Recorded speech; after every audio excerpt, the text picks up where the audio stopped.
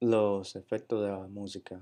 Se cuenta la historia verídica de una madre cuya bebé se enfermó gravemente a los pocos meses de haber nacido.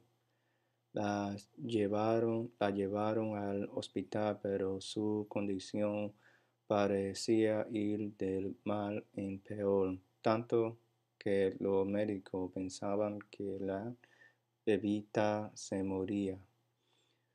Paqui- Paquito, el hermano de 5 años de la pequeñita, cuando se enteró de que nunca más vería a su hermanita, le rogó a su padre que lo dejara ver a su hermanita por última vez. Al ver a su hermanita acostada tan tranquila en su cuna, el niño empezó a cantarle "You are my sunshine", eres mi sol. Al día siguiente, su Susanita, como se llamaba la bebé, empezó a abrir los ojos y dar señales de vida. Entonces llevaron a Paquito para que le cantara a su hermana una y otra vez. La niña se reposó totalmente. La capacidad de la música de comunicar fuertes emociones e influir en el estado físico y anímico de los seres humanos viene constatándose desde hace años con estudio científico. Pero no hay que ser científico para darnos cuenta de este hecho. Basta ver a un joven que camina por la calle con paso rítmico, moviéndose de un lado a otro, para saber que la música impacta tanto el oído como el cuerpo. Desde muy niño, los seres humanos nos sentimos afectados por la música. Incluso bebés de 8 meses pueden distinguir claramente entre la música alegre y la música triste, según estudios realizados en la década de 1990. Antes del estudio, el efecto de la música en la mente y el cuerpo, hermanos, conviene definir qué cosa es la música. En general, se puede decir que la música se trata de sonido, precisamente sonido organizado por el cerebro. Los elementos de la música incluyen el tono, un concepto psicológico relacionado con las frecuencias de ondas sonoras de una nota y su posición relativa a otras notas en la escala. El ritmo es decir, la duración de una serie de notas y la forma en que se agrupa en unidades, el tiempo o tiempo, o a saber, la rapidez general de la pieza, el contorno, la forma de la melodía, que toma en cuenta si el patrón de tono o nota sube o baja, el timbre, el color tonal del instrumento que distingue un instrumento de otro. El timbre de un violín y es diferente del de un violoncelo o de una flauta. Por ejemplo, la vibración, nuestra percepción de cuán distante de nosotros queda la fuente de sonido. Un descubrimiento que nos ofrece otra definición de la música es que no solo oímos la música con nuestro oído, sino que la escuchamos con todo el cuerpo. Se comprueba este fenómeno en la experiencia de la escocesa Evelyn Glennie, que se creó rodeada de música folclórica porque su padre tocaba el acordea en una banda. A raíz de una enfermedad, Evelyn quedó casi completamente sorda a los 12 años. Aún así, siguió tocando instrumentos musicales cuando los escuchaban descalza, sintiendo las vibraciones de las notas a través de las plantas de los pies.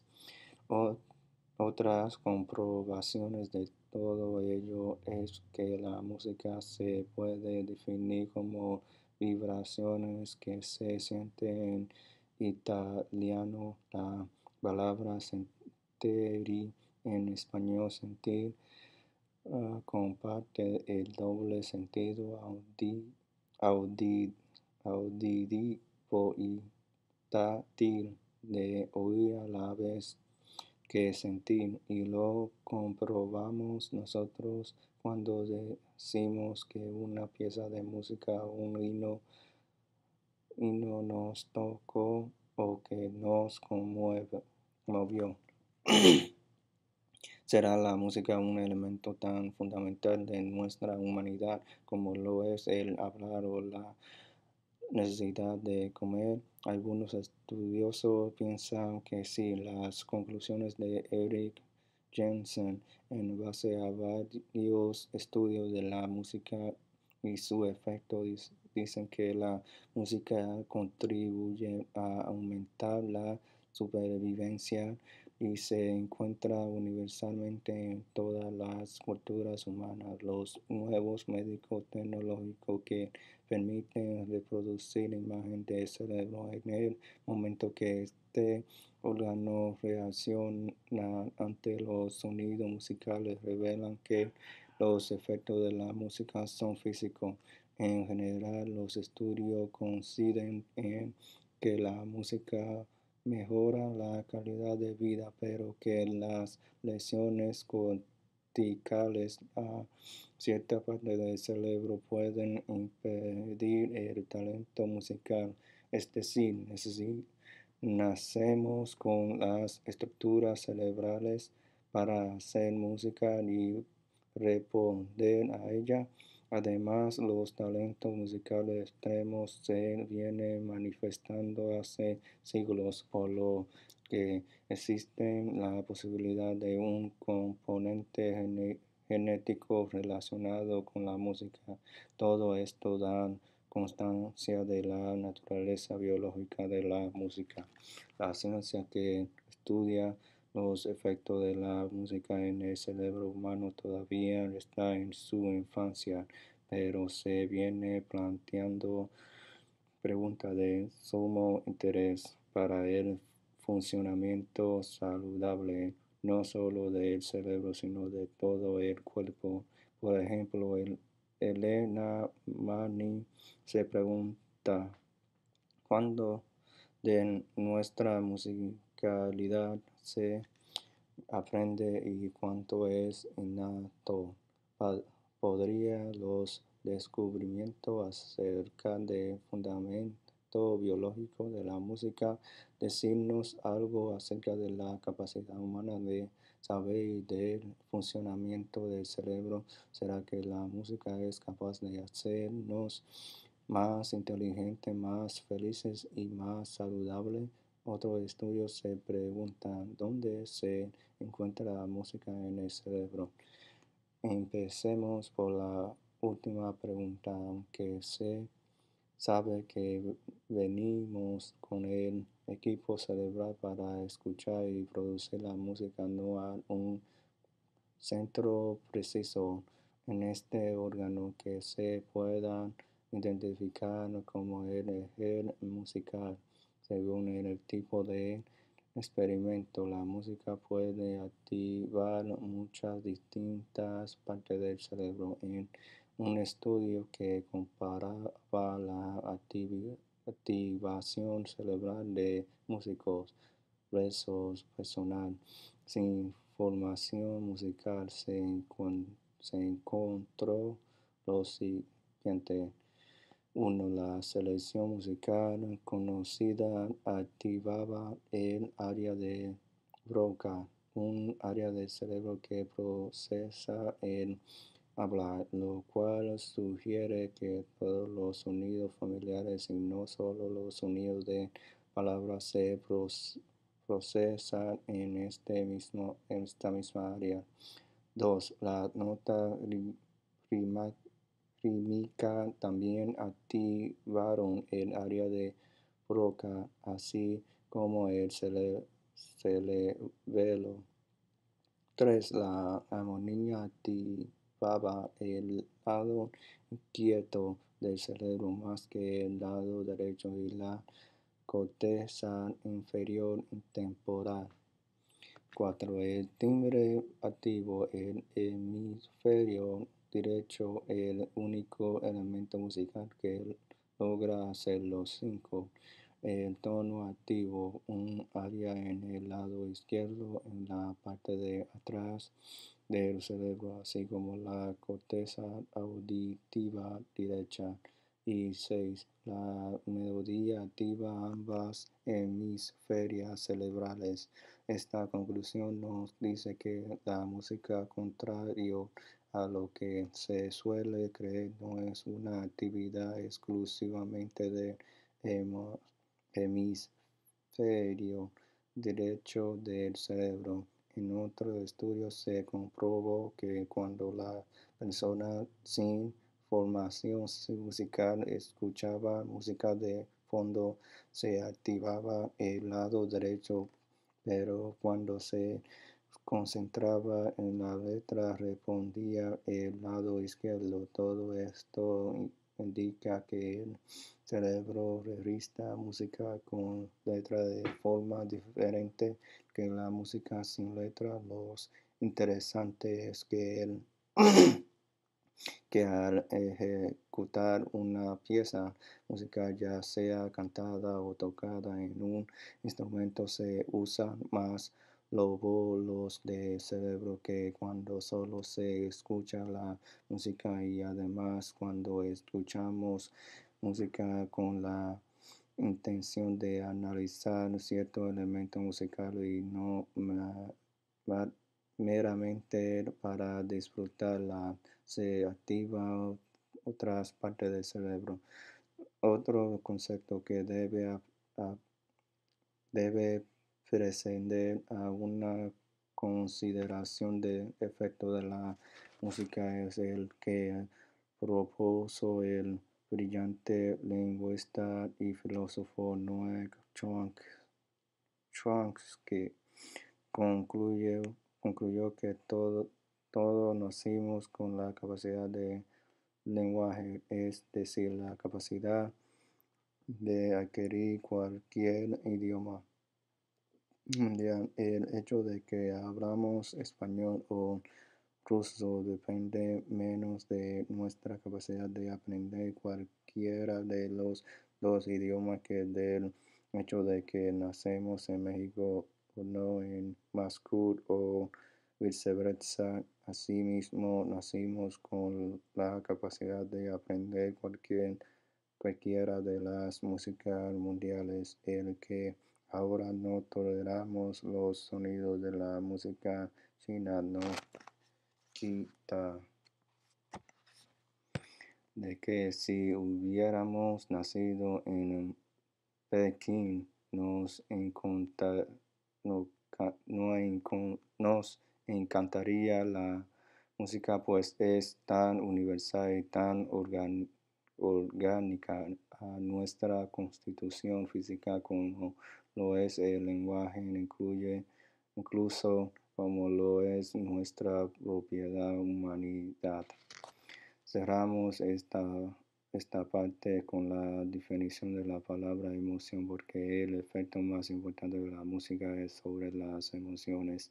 Poco se ha estudiado el fenómeno que entendemos como emoción, ya que lo que se viene estudiando más son los procesos mentales del razonamiento, la forma en que resolvemos problemas y en que hacemos decisiones bajo la influencia de cierto filósofo se ha tenido los emocional, lo emocional por algo muy por debajo de raciocinio, algo como el bote que Santa Teresa de Jesús le pusiera a la imagi- imaginación la loca de la casa dentro de la tradición cristiana influida por el ne- neoplatonismo. Las emociones se ha considerado como peligrosa y digna solo de ser aplacada. Por ello, hasta el día de hoy se entiende poco acerca de las emociones y se sigue promulgando uno de los mitos del pasado. Las emociones son capaces de secuestrar la razón y crear caos. A pesar de ellos, no hay manera de hablar del impacto de la música en el ser humano sin hablar de las emociones. Uno de los primeros estudios de las emociones fue William James, quien concluyera que las emociones venía siendo una percepción de cambio interno del cuerpo. En adelante, los científicos interesados en el tema del fenómenos fisiológicos, tales como el ritmo cardíaco, la respiración, la conductividad de la piel, la tensión muscular y la presión sanguínea, entre otros indicios físicos. Hoy en día se entiende la emoción como una secuencia de eventos despertada por evaluaciones de hechos significativos que invoca a su vez reacciones fuertes en casi todos los sistemas del cuerpo. La música despierta dos tipos de emociones, la que tiene que ver con el valor estético de la música y la creada o expresada por ella. Son estas últimas emociones las que nos interesan en este momento. Uno de los problemas en presentar conclusiones tajantes acerca de las emociones suscitadas por las músicas es que cada persona es diferente. Solo va, solo boda ha observado algunas características estructurales que se asocian con ciertas manifestaciones físicas y de comportamiento relacionadas con esta clase de emociones: el llanto, los escalofríos, el estremecimiento.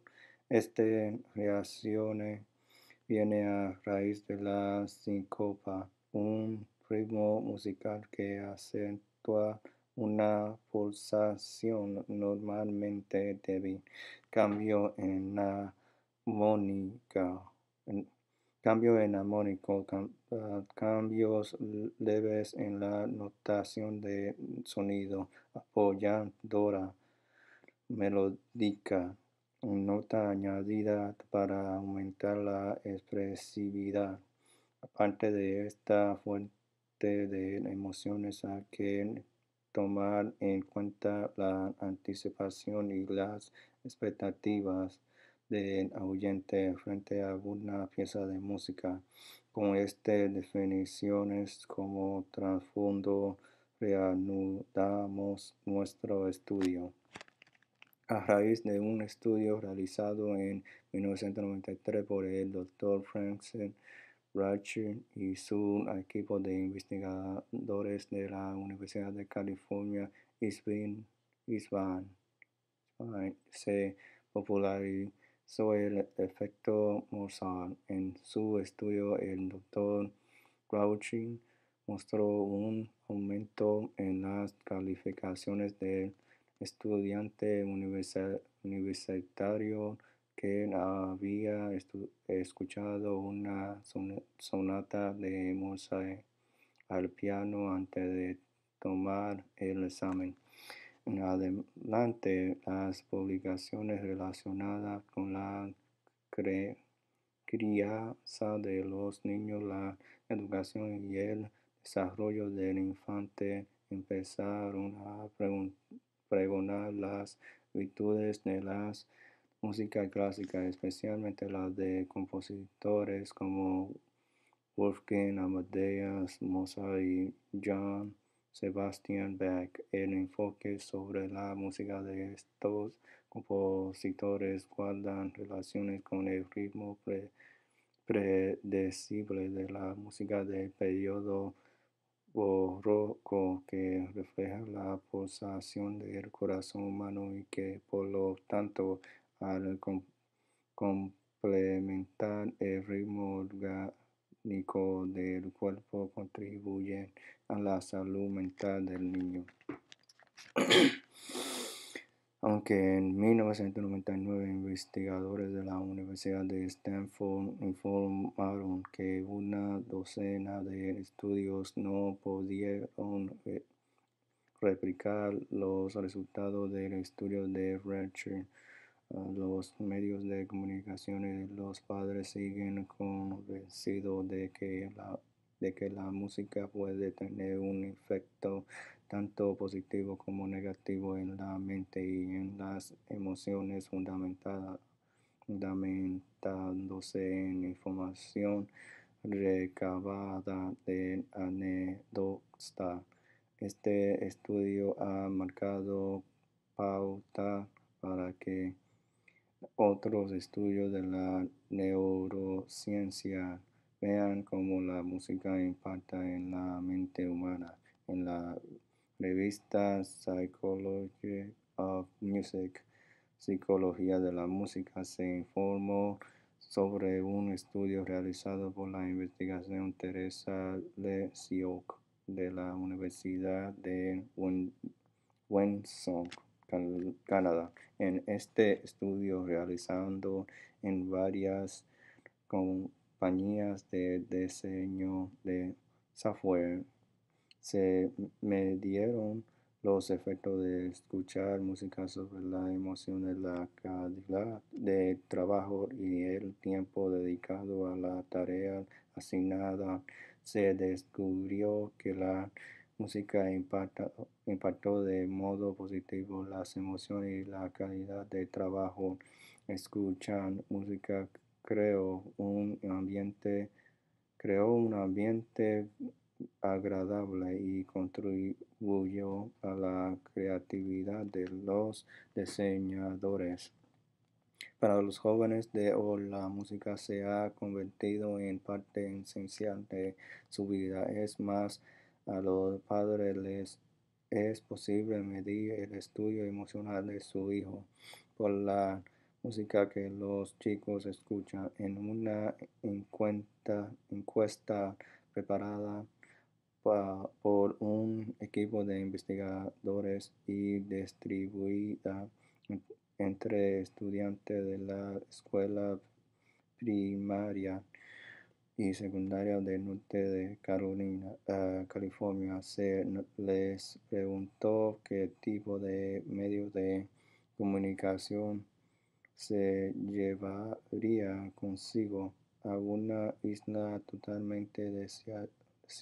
Se le dio a escoger tres posibilidades entre una larga lista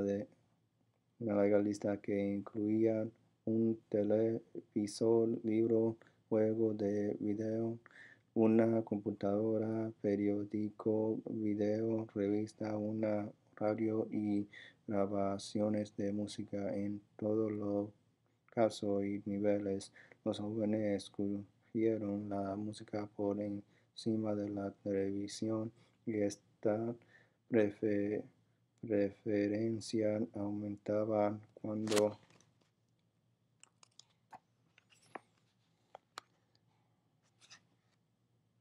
mayor fuera la edad del joven. Ya para el segundo año de la escuela secundaria, la música subió al primer lugar.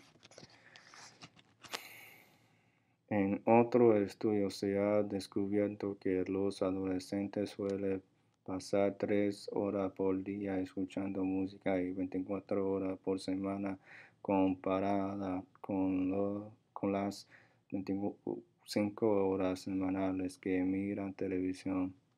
En un estudio realizado en Suecia se estudió la conducta de algunos jóvenes que dedican mucho tiempo a escuchar música y se dieron a conocer 3 razones de este hábito. Primero, para crear cierta atmósfera anímica. 2, para llenar el silencio. Y 3, para escuchar la letra de las 3, la de transformar el estado anímico y el de llenar el silencio aparecieron como las razones más importantes en general. En adolescente escuchar música para expresar su estado anímico o crear cierto estado anímico. Este hecho nos obliga a prestar atención a la música que escuchan nuestros hijos, puesto que nos pueden decir mucho acerca de su estado emocional. ¿A qué se debe este efecto tan abrumado de la música en el ser humano? Daniel Livingston sugiere, sugiere que la música es la estructuración y el ordenamiento de una ilusión perceptiva por parte del cerebro. De acuerdo a cómo se organice esta estructura, será la reacción emocional. Sigue siendo un misterio cómo el cerebro organiza los sonidos para conseguir ciertas emociones que hay en cierta organización de sonido que suscita una reacción específica. Se cree que las estructuras de las escalas y de los acordes tienen algo que ver con ello. Igual que la computadora, el cerebro tiene detectores que extraen información del aluvio de sonido que llega a nuestro oído. El sistema cerebral de computación combina estos sonidos en un todo coherente basado en parte en lo que piensan que debe estar oyendo y en parte en cierta expectativa. Precisamente de dónde viene esta expectativa nos da una de las claves para entender cómo nos conviene cuando nos conmueve y porque lo único que logran ciertas músicas es impulsarnos a apagar nuestro equipo de sonido. La cuestión de la anticipación desempeña un papel importante en la reacción que tendríamos a cierta música. Si pongo un disco de Vivaldi, espero o anticipo cierta cadencia predecible.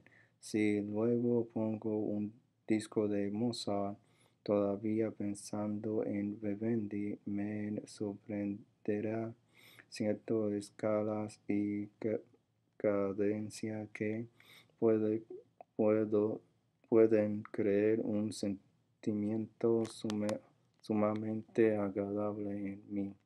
El elemento sorpresa frente a los que esperamos de una pieza de música tiene que ver con una experiencia positiva o negativa. Los compositores crean las música para despertar ciertas expectativas emocionales en su oyente y luego de controlar cuándo y dónde en la pieza musical se cumplirán o no esa expectativa. Las grandes emociones, los escalofríos y hasta las lágrimas que derramamos ante una pieza son el resultado de las manipulaciones artísticas de nuestra expectativa por parte de un compositor diestro y por los músicos que interpretan esa música.